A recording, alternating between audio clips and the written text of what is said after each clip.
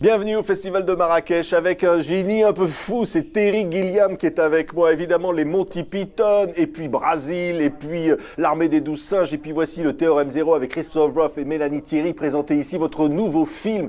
Vous avez tout fait avec les Monty Python, vous avez dirigé des opéras de Berlioz, vous avez dessiné, vous êtes un créateur fou, et aujourd'hui vous allez encore plus loin. Ah, the Renaissance man. C'est un homme de la Renaissance. Je dois être un homme de la Renaissance. Il faut que je sois occupé. C'est très important pour moi. J'aime les films, j'aime l'art, j'aime la musique. Alors je fais tout. Oui. Alors le Théorème Zéro, Christophe Roth et cette merveilleuse Mélanie, notre petite Française, est avec vous. Et alors là, c'est le monde de l'informatique hein, qui part dans tous les sens. Ah, yes, Oui, c'est vrai. Cela faisait longtemps que je me pose la question, j'ai envie de faire un film sur le monde moderne, surtout sur le fait que tout devient interconnecté et que l'on soit aussi dépendant des iPhones, des iPads, des ordinateurs. Est-ce que c'est possible d'échapper à tout cela, de redécouvrir la solitude, d'être seul et de finalement découvrir qui nous sommes vraiment, parce que tous les gens sont tout le temps connectés et à la fin, ils oublient ce qu'ils sont eux-mêmes, ils deviennent des neurones. Et ils n'existent plus, ils sont simplement une petite partie d'un cerveau gigantesque. Et moi, je voulais parler d'un homme qui a envie d'être seul.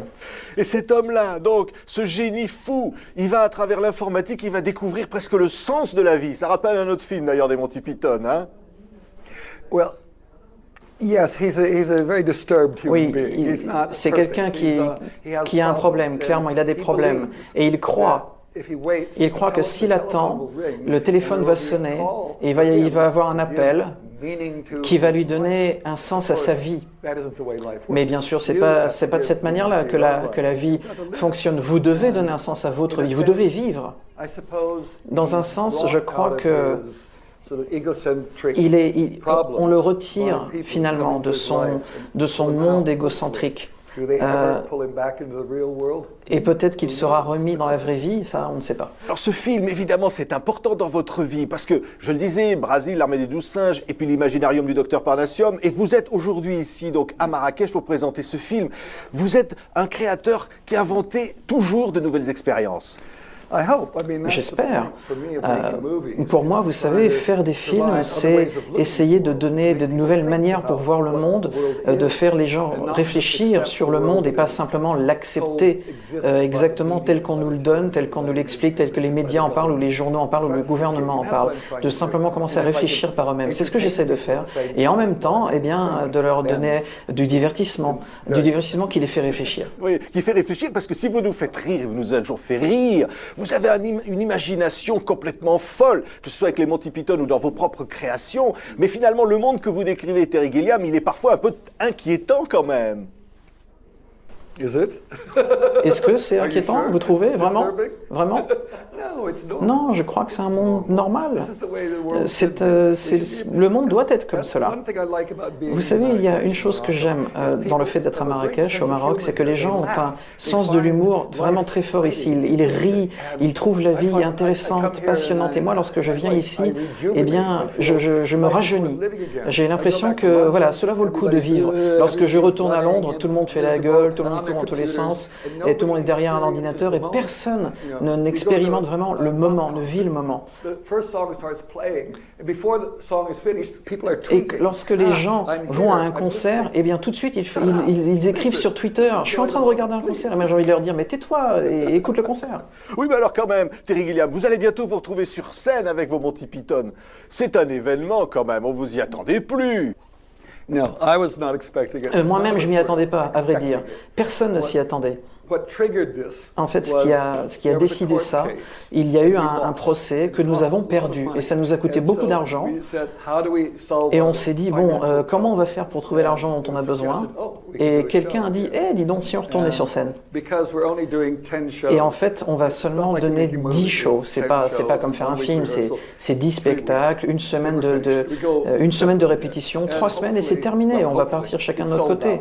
Et voilà, on a déjà vendu tous les tickets. Donc bon, C'est le premier spectacle, je pense. On a vendu 80 000 tickets en 33 secondes. Alors pour nous, c'était une très très grande surprise.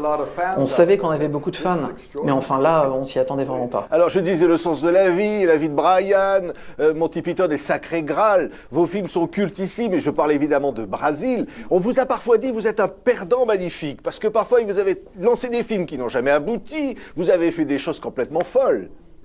Vous savez, il y a beaucoup de... C'est vrai qu'il y a beaucoup de choses que j'ai ratées.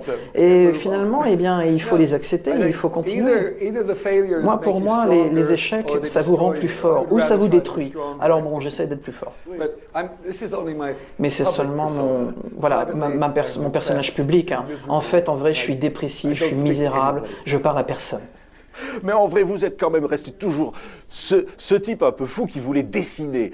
Et c'est peu connu, vous avez même travaillé avec René Goscinny, le créateur d'Astérix. Et vous aviez toujours, avec Mad Magazine, l'envie de créer vos personnages sur le papier et aujourd'hui vous les créez sur l'écran.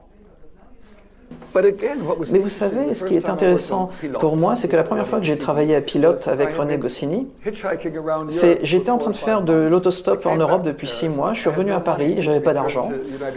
Pour retourner aux États-Unis, je pouvais pas repartir. Je suis allé voir René, je lui ai dit, René, est-ce que tu peux m'aider? Et là, il m'a dit, écoute, 2 pages à Pilote, vas-y, dessine. Et j'avais un hôtel qui me coûtait 8 francs la nuit sur la rive gauche et il faisait très très froid et j'ai dessiné des bonhommes de neige, des blagues à base de bonhommes de neige, et c'est comme ça que j'ai pu rentrer. Mais en même temps, est-ce que vous diriez, c'est pas vous qui êtes dingue, c'est le monde autour qui est dingue, que vous décrivez dans vos films, ce monde de l'informatique, ce monde où tout le monde, enfin, plus personne ne maîtrise sa vie finalement, on est complètement fou. Je crois que c'est un peu le problème aujourd'hui. Nous dépendons des ordinateurs bien trop maintenant. Moi-même, j'ai pas de mémoire, mais voilà, mon ordinateur a de la mémoire. Mais la technologie, ça marche très bien pour moi, par exemple, parce que moi-même, mon cerveau est en déclin, hein, on peut le dire, et les ordinateurs sont plus intelligents que nous. Mais pour les gens qui sont jeunes, eh bien, ils ne connaissent pas un autre monde que celui des ordinateurs. Et je crois que c'est dangereux. Moi-même, je trimballe toujours un petit bout de papier, un crayon, je dessine, et c'est très très pratique. Mais je crois que la chose la plus importante, c'est que les gens voient le monde au travers d'un écran d'ordinateur et plus avec leurs propres yeux, plus avec leur sens, le toucher, et c'est dommage. Allez, juste un mot, quand vous allez vous retrouver avec les Monty Python pour la première fois depuis si longtemps sur la scène à Londres, à quoi vous allez penser là tout de suite quand vous allez retrouver le public?